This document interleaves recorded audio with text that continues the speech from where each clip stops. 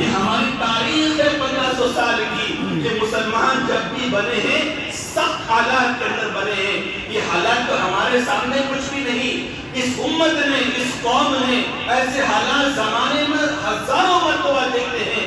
Baghdad کے اندر وہ دن بھی گزرا ہے کہ ہلاکوں کا قافلہ جب بغداد میں جاتا تھا, جب کوفہ میں جاتا تھا, جب بصرہ میں جاتا تھا تو علماء کو پکڑتے, سب سے پہلے علماء کو مارتے, ان کی گردن کے مینار بناتے, پھر عوام کو پکڑتے, ان کے کھوپڑیوں کے مینار بناتے, اور جب وہ مینار گر جاتا واپس علماء کو پکڑتے, واپس حفاظ کو پکڑتے, واپس مفتی کو پکڑتے, محدث کو پکڑتے, اس کا مینار بناتے, پھر جب مینار گرتا تو واپس وہ مارتے, اتنا قتل کرتے کہ وہاں کی گلیاں خون سے سرخ ہو گئی تھی.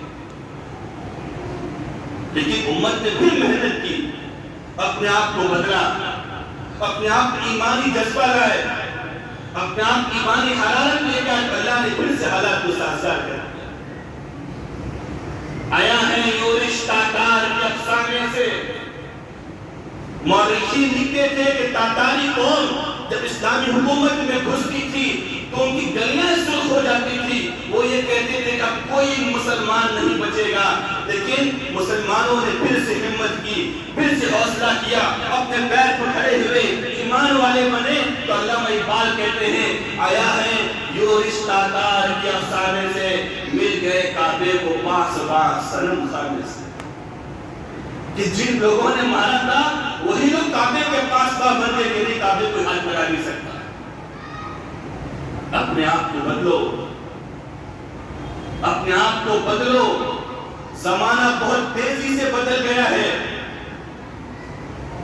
آج کورٹ میں تم چلے جاؤ, تھانہ کورٹ چلے جاؤ, ہائی کورٹ چلے جاؤ, سب سے زیادہ جھگڑے ہمارے, سب سے زیادہ کیسز ہمارے. اور جھگڑے کس چیز کے؟ مسجد کے, مدرسے کے, ٹرسٹ کے, سوسائٹی کے, آپس کے بھائیوں کے, جائیداد کے, بہنوں کے. کتنے ایسے لوگ ہیں کہ اپنے بہنوں کو باپ کے جائیداد میں سے حصہ ہی نہیں دیتے. یاد رکھو, جو آدمی اپنے بہنوں کو, چاہے بڑی بہن ہو یا چھوٹی بہن ہو, باپ کے جائیداد میں سے حصہ نہیں دے گا, میں زمین آسمان کی رب کی قسم کھاتا ہوں, میں ممبر رسول کے قریب بیٹھا ہوں, تم 100 حج بھی کر لو گے تو اللہ تمہارا حج قبول نہیں کرے گا. جس عورت کو اور جس ماں بہن کو اللہ کے رسول نے وہ مرتبہ دیا, تم نے وہ مرتبہ گھٹا دیا. کون ہوتے ہو تم اللہ کے فیصلوں کو بدلنے والے؟ کون ہوتے تم قرآن کے فیصلوں کو بدلنے والے؟ یہ مکر و فریب ہے کہ جب تم کہتے ہو کہ بہنا باپ کے مرنے کے بعد تیری شادی کی, باپ کے مرنے کے بعد تیرے بیٹے کا ایڈمیشن کرایا, باپ کے مرنے کے بعد تیرے شہر کے اوپر نے یہ دیا, وہ تمہارا حسن سلوک ہے, وہ تمہارا حسن سلوک ہے. تم جائیداد میں سے نہیں کاٹ سکتے. جب باپ کی جائیداد تقسیم ہوگی, جب تک تم اپنی چھوٹی بہن کو, اپنی بڑی بہن کو تم حصہ نہیں دو گے, تمہارا حج بھی قبول نہیں, تمہاری نماز بھی قبول نہیں, تمہاری جماعت بھی قبول نہیں, تمہارا سجدہ بھی قبول نہیں, تمہاری تہجد بھی قبول نہیں, تمہارا کوئی قبول نہیں. اس لیے کہ تم نے وہ فیصلہ بدلا ہے جس فیصلے کو اللہ کے رسول نے مضبوط کیا.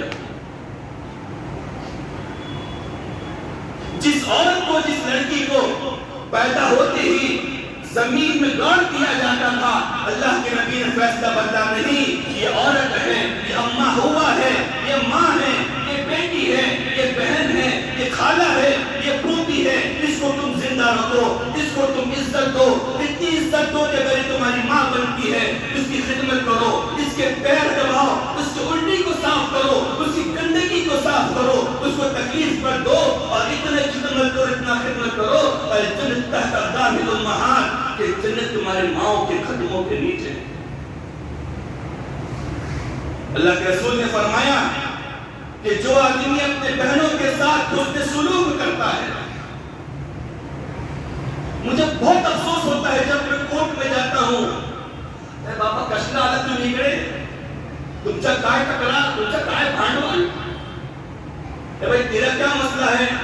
نہیں مفتی صاحب, میری بہن کھڑی ہے, چھوٹی بہن, اس کا میں نے حصہ نہیں دیا تو وہی باپ کی پراپرٹی کا مسئلہ ہے.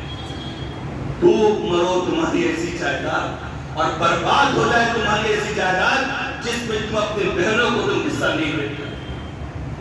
اللہ کے رسول نے فرمایا کہ جنت میں وہ اور میں دونوں اس طرح رہیں، اس طرح اصحابہ اپنی انگلیوں کو اس طرح ملایا۔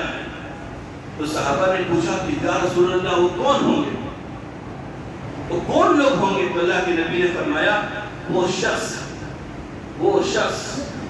جو اپنی بہنوں کے ساتھ حسن سلوک کرتا ہو۔